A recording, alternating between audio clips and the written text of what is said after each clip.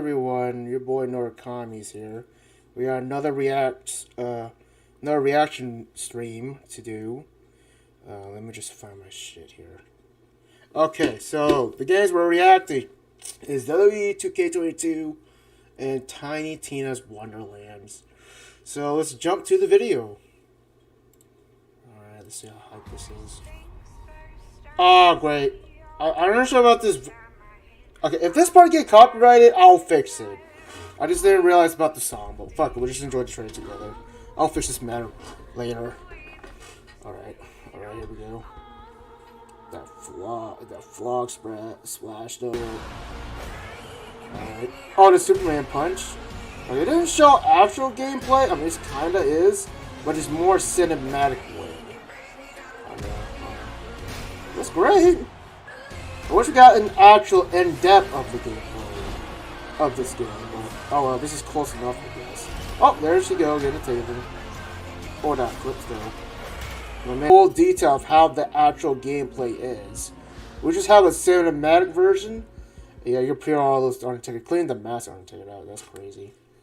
So let's see. Yeah, that's about it. I don't know if there's any more WWE2K22. This is the recent one we got. So, okay, let's move on to the next video. Oh, hold on. Let me see if you guys are here first. Let me see, before we continue. Yeah, I kind of start out late. Kind of on time, sort of.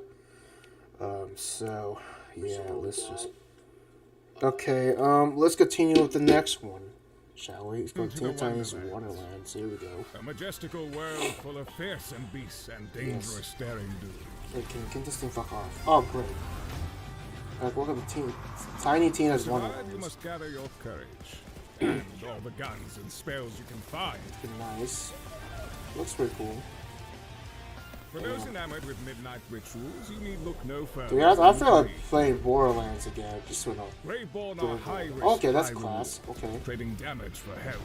Ooh, we put up bones. Okay. We got a character type. Pay the blood price and unlock devastating dark power. Whoa. Okay. There you go. It looks pretty badass. Themselves a cute little demi-bitch. Oh, because that's who nice. Can say? Right, But if bones and brimstone speak to you not, you can always take a walk on the wild side. Ooh, look at that. Spore wardens are your classic nature lovers. Of course, to love nature, sometimes you have to shoot nature. Barrage of arrows. What I'm saying is not all nature is good, except for this handsome fellow. It's your trusty sidekick. Your trusty sidekick. Oh, that's cute. Foes abound with endless numbers. You can always blow them away. Oh, you freeze their asses? Oh, shit. Because they're frost side. You know. Alright, we got 2 class so far. What were the other 2? Did I mention that if you multi-class, you can have double pets? It's true. Ooh, nice. Double pets, okay. Welcome to the Wonderlands. Okay, they didn't show the whole thing. They only showed us... Oh, March 20th. Okay, we got a release date for the... this... You could say... Well, actually, it's a sequel to Borderlands. But yeah, for Tina... can I speak? Tiny Tina's Wonderland is coming out March 25th of this year. Interesting. That's cool. Pre-order now. Okay. That's cool. That's cool. Alright, that's interesting.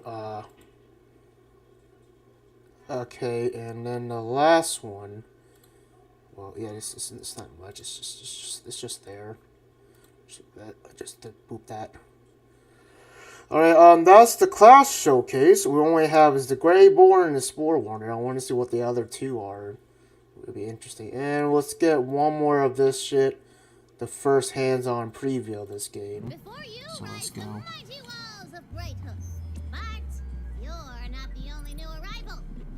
Yeah, I know it's IGN, but I don't care. The melding of tabletop RPG and Borderlands in Tiny Tina's Wonderland almost feels like a Pimp My Ride meme. You like RPGs and your RPG-based looter shooters? Because at its core, Borderlands has always been heavily influenced by role-playing games, both the tabletop Alright. and video game varieties. The visible damage counters as you unleash a clip or 300 into your enemies is a direct nod to the damage counters in games like Final Fantasy. And the Gearbox main offices in Texas have an entire room set aside with what might be the greatest tabletop RPG setup I've ever seen, giving Tiny Tina her own DLC, which, by the way, is standalone as of last November, as well as a spin-off game with Wonderlands. Feels like the perfect encapsulation of the DNA of Borderlands as a whole, and then they went and added spells and melee attacks. We're stuck on this side. What do you do? I think it's obvious. We seduce the drawbridge. Nice. Greetings, inanimate object. Would you like to engage in physical congress? Oh my I'm god. not even gonna make you roll for that. The drawbridge, it takes some flavor, baby. Works every time. Works every time. The first big difference between this and your ordinary, non-imaginary Borderlands campaign is the addition of spells to your arsenal. In some ways, they replace grenades from the mainline series, but they have such a distinct look and feel that they easily differentiate themselves from the grenades you're used to chucking at Psychos. For one, they have a cooldown period rather than a set inventory, so you can cast spells to your heart's content and never need to fill up on ammo like you do with grenades. You just need to let your spells recharge. There are weapons and items that can cut down on the cooldown time, and you can link moves and spells together and create all sorts of chaos. I really like the way spells add to combat. While there aren't healing spells per se, there are dark magic spells you can cast that feed your hurting and hungry Fate Maker with hit points while doling out damage to whatever fanciful baddie happens to be on the receiving end of your arcana. I was equipped on my playthrough with a meteor spell that looked as good as the damage it dealt. A portal opened above the head of the enemy I was targeting, from which a torrent of flaming meteors rained down their damage. This would happen while I was also unloading clip after clip into them. It just felt satisfying, Reggie. There's gonna be some lit-ass game. Damn. But it doesn't just stop with the spells either. Melee attacks in Wonderlands are more important than ever before. In fact, they're no longer last-ditch efforts to cause some up-close damage like they tend to be in most first-person shooters.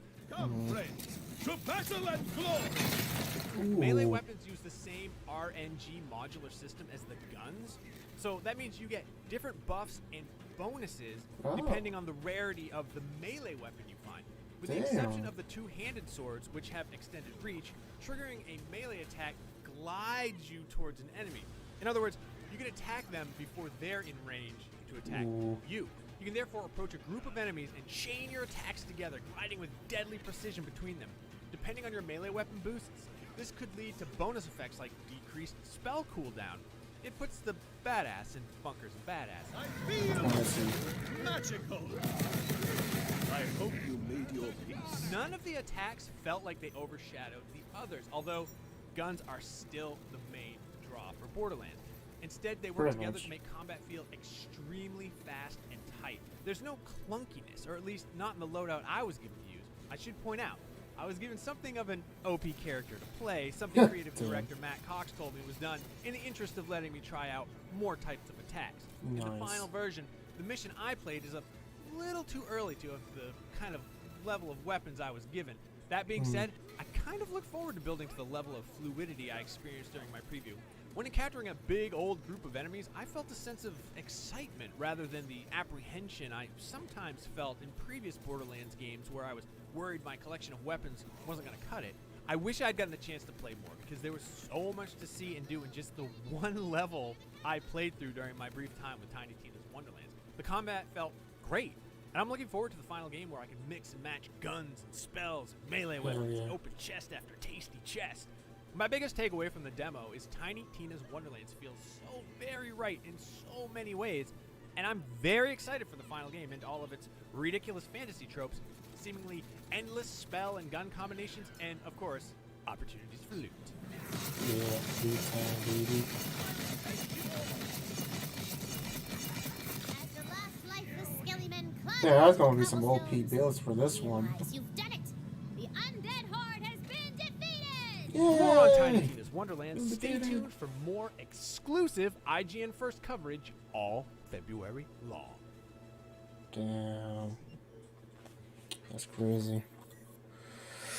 All right. That's interesting. That's interesting.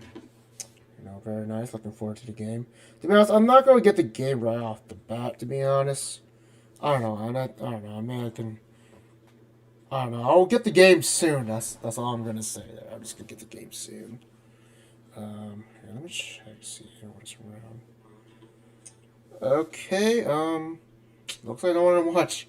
Man, I gotta choose the bad time to stream. I know most of you guys are busy. It's fine. You can see this upload wherever you want. But anyways, I'm gonna end the stream here. So nice reaction. Look forward to these two games.